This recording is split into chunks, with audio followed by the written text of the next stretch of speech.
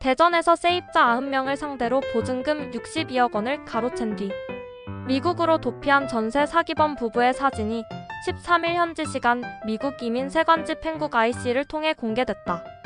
알 권리 차원에서 신상 공개에 적극적인 미국처럼 국내에서도 다수의 피해자를 양산한 화이트칼라 범죄자 등을 신상 공개 대상에 포함해야 한다는 목소리가 나온다.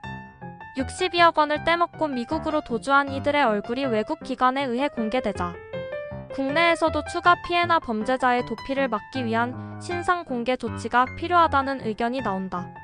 다수 피해자가 발생하는 사기 범죄에 대한 경각심을 불러일으키는 것은 물론 일부 유튜버 등이 사적 제재로 범죄자 사진을 공개해 돈벌이 수단으로 활용하는 것도 막을 수 있다는 취지다. 2010년부터 시행된 범죄자 신상 공개는 지난해 1월 대상 범죄가 기존의 특정 강력범죄, 성폭력 범죄에서 내란 외환, 중상해 특수상해, 아동 청소년 대상 성범죄, 조직 마약 범죄 등까지 확대됐다. 또 모자와 마스크 없이 범죄자 최근 얼굴을 찍는 머그샷도 시행되고 있다. 하지만 금융사기 등 경제범죄는 신상 공개 대상에 포함돼 있지 않다. IC는 최근 공식 홈페이지에 지난해 12월 20일 한국으로 송환된 전세 사기 피해자 40대 남모 씨와 최모 씨 부부의 추방 당시 사진을 공개했다.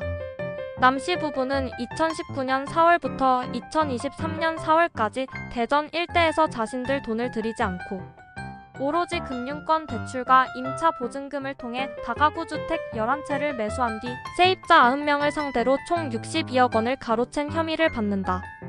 이들은 경찰 수사를 피하기 위해 2022년 8월 19일 미국으로 도주했고 고급 주택가에 살면서 아들을 펜싱 클럽에 보내는 등 호화 생활을 하고 있었던 것으로 알려졌다.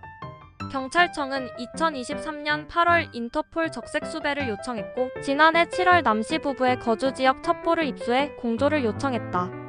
지난해 9월 검거된 이들에 대해 연방이민법원은 자진 출국 명령을 내렸고 지난해 12월 한국으로 송환됐다. 미국 이민세관지 펜국은 이들이 추방되기 직전 공항에서 찍은 사진을 공개한 것이다.